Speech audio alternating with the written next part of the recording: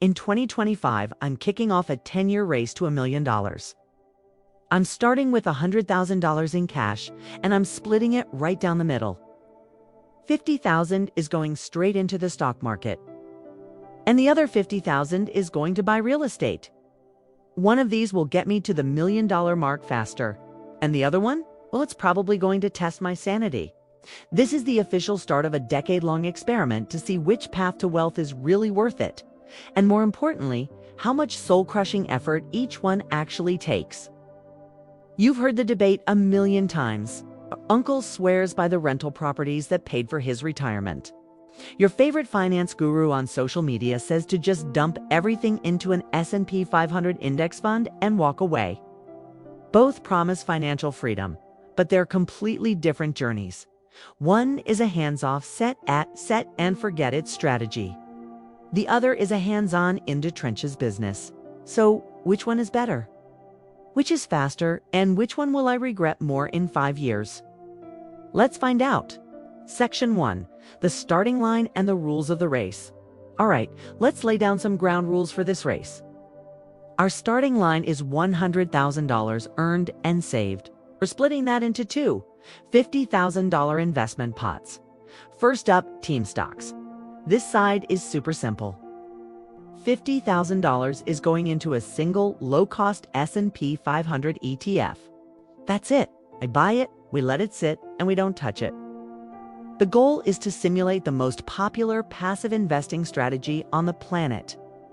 All dividends will be reinvested, and the total time I spend on this after the initial buy should be pretty close to zero.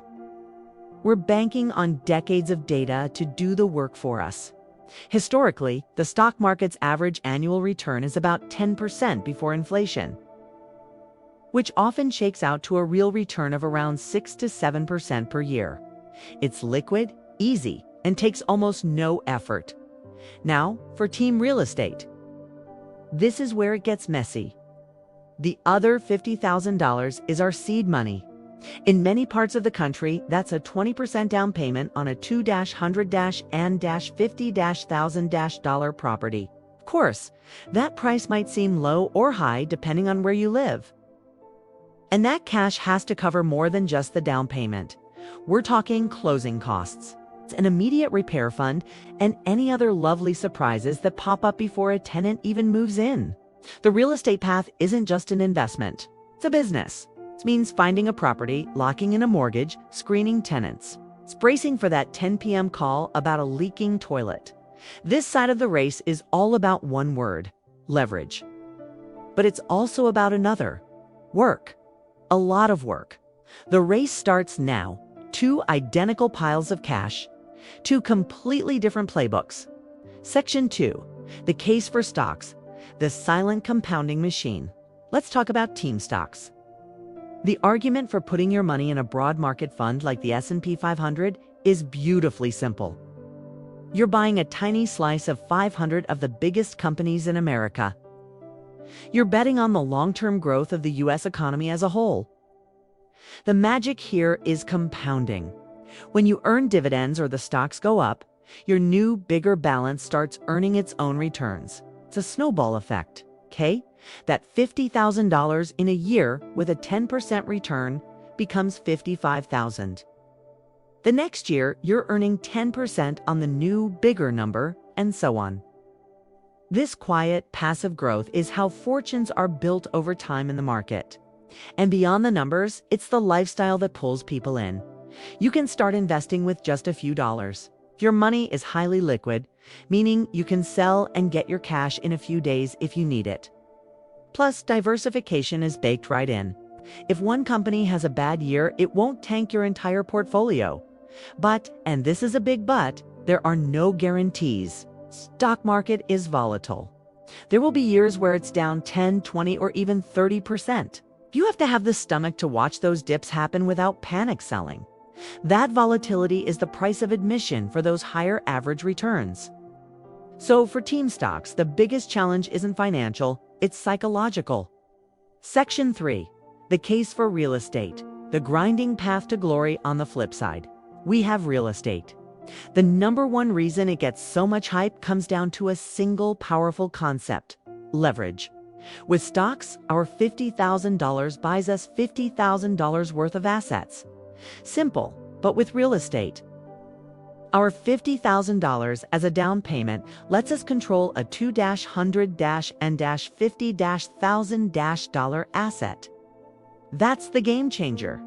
Let's say that property appreciates by a conservative 4% in the first year, which is right around the historical US average. A 4% gain on a $250,000 property is $10,000. Since we only put in $50,000 of our own money, that's a 20% return on our cash from appreciation alone.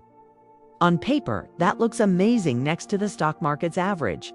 And that's just one of 4 ways you make money. Second, there's cash flow, the rent money left over after the mortgage, taxes, insurance, and setting aside funds for future repairs are paid. It might only be a couple $100 a month, but it's steady income. Third, your tenant is paying down your mortgage, building your equity for you every single month. And fourth, the tax benefits can be huge, with deductions for mortgage interest, property taxes, and depreciation. But this is probably the most important point of this whole video. None of this comes for free. It is earned with sweat. You're the one who has to find a good deal in a sea of bad ones. You're the one up late comparing mortgage rates. You're the one screening tenants, hoping you picked a good one.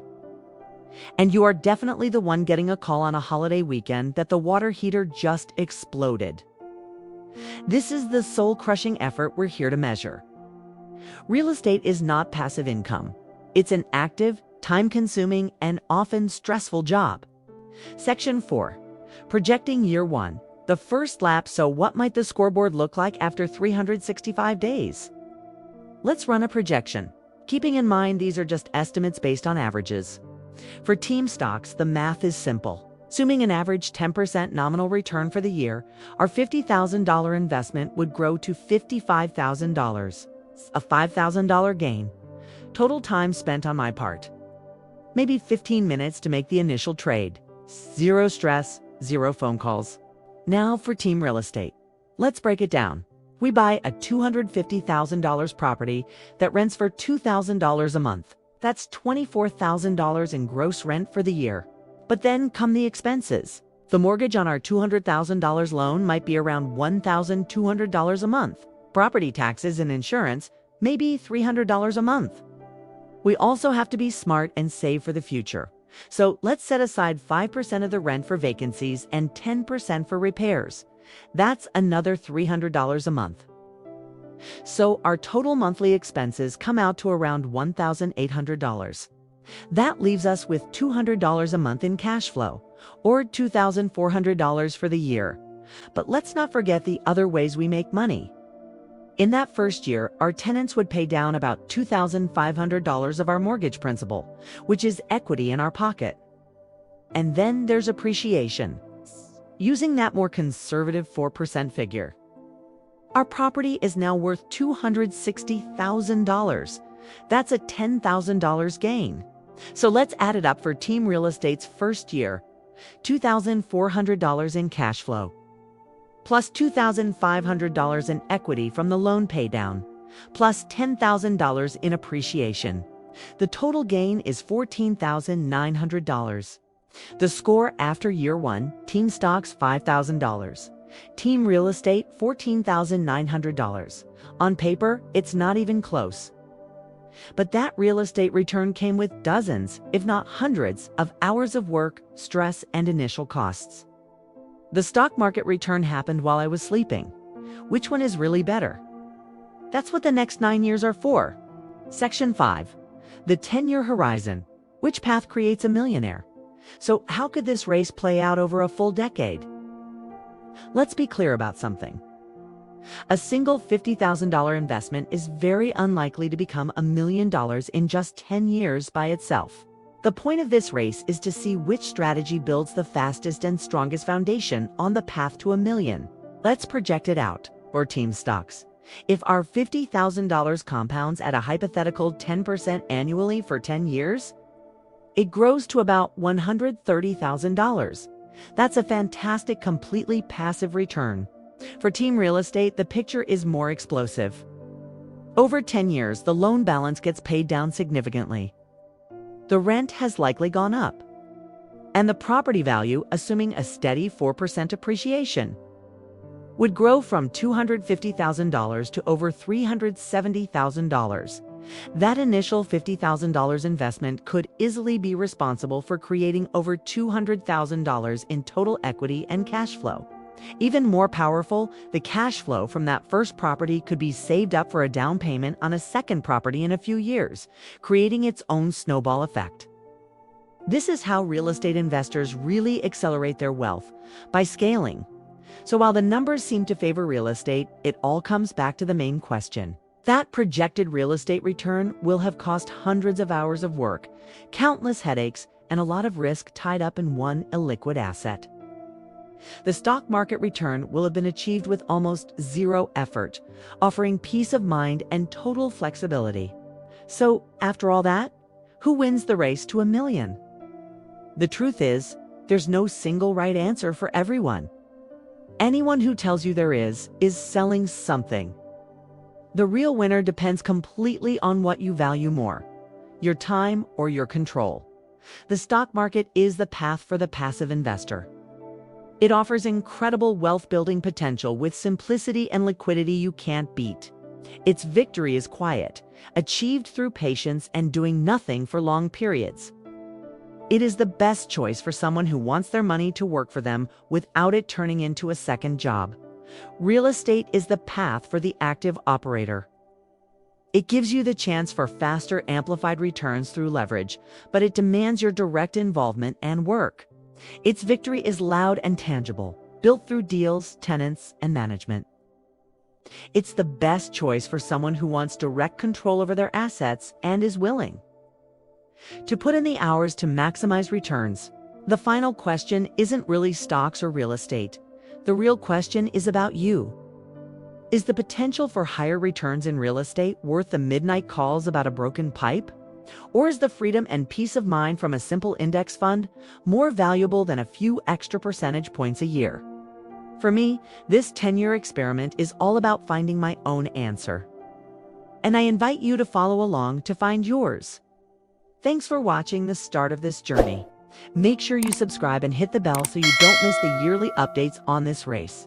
And check out our next video where we look into the only wealth-building tactic that works when the market crashes.